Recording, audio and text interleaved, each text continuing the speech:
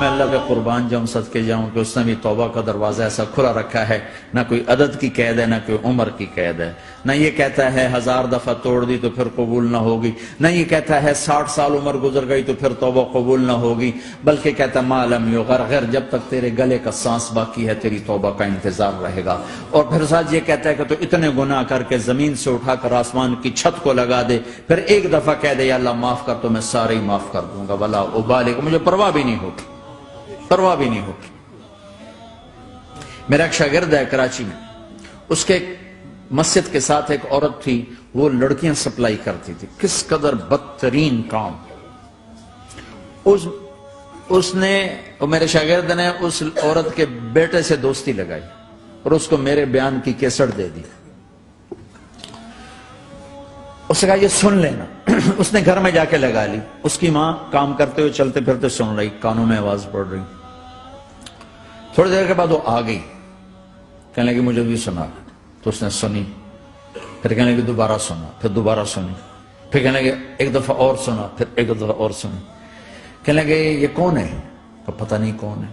کہ کس نے دی؟ کہ یہ مولوی صاحب جو مسجد کا اس نے دی۔ تو اس نے بیٹے کو لیا اور مسجد کے دروازے پر آ کے، لوگ تراویح پڑھ کے نکل رہے تھے، انہوں نے کہا میں یہاں کے امام سے ملنا چاہتی ہوں۔ تو آ گیا، امجد نام ہے اس کا۔ کہا مولوی صاحب یہ کیسٹ آپ نے دی ہے؟ کہا جی۔ یہ کون ہے؟ کہ میرا استاد ہے۔ کیا نام ہے؟ طارق جمیل۔ کہا اس نے کہا ہے کہ جتنے بھی گناہ کرو توبہ کرو تو قبول ہو جاتی ہے، تو میری توبہ قبول ہو سکتی ہے؟ تمہیں تو پتہ میں کیا کرتی ہوں۔ کہا ہاں بی بی توبہ تو سب کی قبول ہے۔ کہا اچھا پھر میں تمہیں گواہ بناتی ہوں، میری توبہ، میری توبہ۔ اور اگلے دن مسجد میں آنا شروع کر دی تراویح میں، اور دعا کرے یا اللہ اگر میری توبہ قبول ہے تو مجھے اٹھا لے، اگر میری توبہ قبول ہے تو مجھے اٹھا لے، اگر میری توبہ قبول ہے تو زور زور سے دعا کرتی۔ عورتوں کے اس میں جدھر عورتیں نماز پڑھتی تھی، 29 کی رات سجدے میں اللہ نے اس کو موت دی تھی۔ ساری زندگی لڑکیاں سپلائی کی اور موت آئی رابعہ بصری جیسی۔ توبہ ایسی چیز۔ میں نواب شاہ میں تھا تو ایک وڈیروں کو جمع گیا، وڈیرے مسجد میں تو آ نہیں سکتے، سندھی وڈیرے، تو ہم نے ایک وڈیرے سائیں کے گھر میں ہی بیان رکھ دیا، تو وہاں آگے سارے، تو ایک وڈیرے کو لے کر بڑی مونچھیں اور جلالی چہرہ اور بہت غلط زندگی۔ میں نے بیان کیا، وہ بیان میں روتا رہا۔ جب میں نے کہا ہاں بھائی توبہ، میں ہر بیان میں یہ کرتا ہوں کوشش، شاید کوئی ایک آدمی میرے ذریعے سے توبہ کر جائے تو میری بخشش کا سامان بن جائے، تو اس نے زور سے کہا اللہ سائیں توبہ، اللہ سائیں توبہ، اللہ سائیں توبہ۔ ساری زندگی کی غفلتیں تھیں۔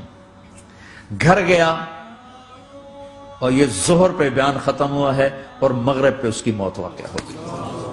ساری زندگی گناہوں میں گزار کے وہ گیا جنت میں، کہ توبہ تہدم ما کان قبلہا، کہ توبہ ہر گناہ دھو دیتی۔